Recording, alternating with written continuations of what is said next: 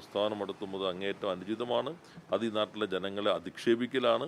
അത് തിരുത്താൻ അദ്ദേഹം തയ്യാറാകണം. കേരളത്തിന് വേണ്ടി ശബ്ദിക്കാൻ, കേരളത്തിന് അർഹമായത് യൂണിയൻ ഗവൺമെൻറ്റിൻ്റെ ഭാഗമായി നിന്ന് വാങ്ങിയെടുക്കുന്നതിന് ആവശ്യമായിട്ടുള്ള സമീപനമായിരുന്നു യഥാർത്ഥത്തിൽ അദ്ദേഹം സ്വീകരിക്കേണ്ടിയിരുന്നത്. പ്രകൃതി ദുരന്തത്തിലടക്കം ഈ ആശ്വാസം നൽകേണ്ടത്, ധനസഹായം നൽകേണ്ടത് ബജറ്റിലുള്ള പ്രഖ്യാപനങ്ങളിലൂടെ അല്ല എന്നാണ് അതിൻ്റെ ഒപ്പം കൂട്ടിച്ചേർത്തത്.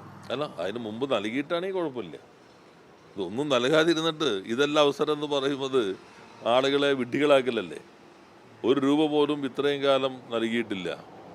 ഒരു തരത്തിലുള്ള ഇത് നൽകുന്നതിന് മുൻപ് തന്നെ മറ്റു പല സംസ്ഥാനങ്ങൾക്ക് വാരിക്കോരി നൽകി. ഇവിടെ പ്രധാനമന്ത്രി ഉൾപ്പെടെ സന്ദർശിച്ച് കാര്യങ്ങൾ ബോധ്യപ്പെട്ട് കുഞ്ഞുങ്ങളെയൊക്കെ ആശ്വസിപ്പിക്കുന്നത് കണ്ടപ്പോൾ ആ വേദന ഹൃദയത്തിൽ തട്ടിയിട്ടുണ്ടെങ്കിൽ അവിടെ ചെല്ലുമ്പോൾ തന്നെ ആദ്യത്തെ ഉത്തരവ് വരുമെന്നല്ലേ നമ്മളെല്ലാവരും കക്ഷി രാഷ്ട്രീയത്തിന് അതീതമായി പ്രതീക്ഷിച്ചത്. പക്ഷേ അങ്ങനെയൊന്നുമല്ല എന്നല്ലേ ഇപ്പോൾ മനസ്സിലാക്കുന്നത്. ബജറ്റിൽ പോലും അർഹമായതിൽ നൽകുന്നില്ല. ചില സംസ്ഥാനങ്ങൾക്ക് മാത്രം വാരിക്കോരി കൊടുക്കുന്നു. കേരളത്തിനോട് അങ്ങേയറ്റം തെറ്റായിട്ടുള്ള ഒരു സാമ്പത്തിക ആക്രമണം, ഒരു സാമ്പത്തിക ഉപരോധം എന്ന നിലയിൽ തന്നെ ഏർപ്പെടുത്തുന്നു. അത് ജനങ്ങളാകെ ഒറ്റക്കെട്ടായി തന്നെ പ്രതിരോധിക്കേണ്ട ഒന്നാണ്. ഹൈക്കോടതി ഒരു കേസ് വന്ന സാഹചര്യത്തിലാണ് ഇപ്പോൾ നിർത്തിവെക്കുന്നതെന്നാണ് പറഞ്ഞത്. സംസ്ഥാന സർക്കാർ ആകട്ടെ ഇത് ജുഡീഷ്യൽ കമ്മീഷനല്ല, അർദ്ധ ജുഡീഷ്യൽ കമ്മീഷനുമല്ല എന്നാണ് കോടതി പറഞ്ഞത്. അല്ല, ജുഡീഷ്യൽ അധികാരങ്ങളില്ല എന്നുള്ളത് എല്ലാവർക്കും അറിയില്ല. ജുഡീഷ്യൽ കമ്മീഷൻ എൻക്വയറി ആക്ട് പ്രകാരം തന്നെയാണ്. അവർ ശുപാർശകൾ സമർപ്പിക്കാനാണ്. എനിക്ക് തോന്നുന്നു ഇപ്പോൾ വക്കഫാണോ അല്ലയോ എന്നുള്ളതൊന്നും ടേംസ് ഓഫ് റെഫറൻസ് പറഞ്ഞിട്ടില്ല. ടേംസ് ഓഫ് റെഫറൻസ് വളരെ സ്പെസിഫിക് ആണ്. ബോണോഫൈഡ് ആയിട്ടുള്ള ഒക്യുപ്പൻസിന് അവരുടെ നിയമപരമായ അവകാശം സംരക്ഷിക്കാൻ എന്ത് നടപടി സ്വീകരിക്കാൻ കഴിയും എന്നത് സംബന്ധിച്ച് ഗവൺമെൻറ്റിന് ശുപാർശ സമർപ്പിക്കാനാണ്. അത് ഗവൺമെൻറ്റിനുള്ളൊരു അധികാരമാണ്. ആ അധികാരം വെച്ച് അവിടെ താമസിക്കുന്ന ആളുകളുടെ നിയമപരമായിട്ട് അവരെങ്ങനെ സംരക്ഷിക്കാം, അവർ തെരുവിലേക്ക് വലിച്ചെറിയപ്പെടുന്ന സാഹചര്യം എങ്ങനെ ഒഴിവാക്കാം, അവർക്ക് നിയമപരമായിട്ടുള്ള അവകാശങ്ങൾ എങ്ങനെ ഉറപ്പുവരുത്താൻ കഴിയും, അത് സംബന്ധിച്ച് ഒരു ജുഡീഷ്യൽ കമ്മീഷൻ്റെ പരിശോധനയുടെ അടിസ്ഥാനത്തിൽ എല്ലാം പരിശോധിച്ച് ഗവൺമെൻറ്റിന് നിർദ്ദേശങ്ങൾ സമർപ്പിക്കണം. അതാണ് സർക്കാർ ഉദ്ദേശിച്ചിട്ടുള്ളത്. അത് നമ്മുടെ നാട്ടിലെ നിയമവും ഭരണഘടന അനുസരിച്ച് സംസ്ഥാന ഗവൺമെൻറ്റിന് അതിനുള്ള അധികാരമുണ്ട് എന്ന് തന്നെയാണ് ഞങ്ങൾ കണക്കാക്കുന്നത്. എന്തായാലും കോടതി ഇപ്പോൾ അതിനകത്ത് ഇടപെട്ടിരിക്കുന്നു. ഇടപെട്ട സ്ഥിതിക്ക് കമ്മീഷൻ തന്നെ പറഞ്ഞിരിക്കുന്നു, ഞങ്ങൾ ഗവൺമെൻറ്റുമായിട്ടുള്ള ആശയവിനിമയം അതിനകത്തില്ല. കാരണം കമ്മീഷൻ സ്വതന്ത്രമായി പ്രവർത്തിക്കാനുള്ള പൂർണ്ണമായ അധികാരവും സൗകര്യങ്ങളും ഗവൺമെൻറ് നൽകിയിട്ടുണ്ട്.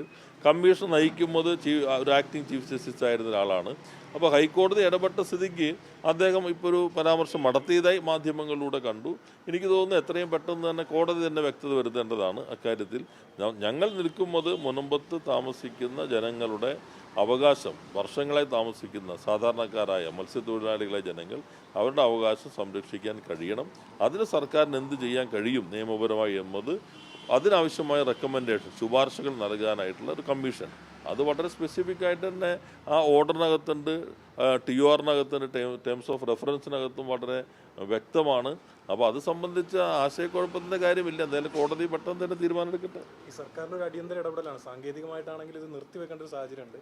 അപ്പോൾ ഈ സമരസമിതി ആയാലും ഒപ്പം തന്നെ ഇന്ന് ലീഗ് നേതാക്കളായാലും ഇതിൽ സർക്കാർ അടിയന്തരമായിട്ടൊരു പരിഹാരം കാണണം എന്നാണ് പറയുന്നത്.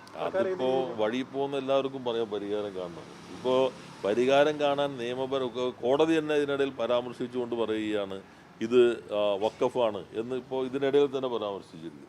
ഇപ്പോൾ നമ്മുടെ മുൻപിൽ അത് ഏതിൻ്റെ അടിസ്ഥാനത്തിലാണ് എന്ന് നമ്മുടെ മുൻപിൽ വ്യക്തമല്ല.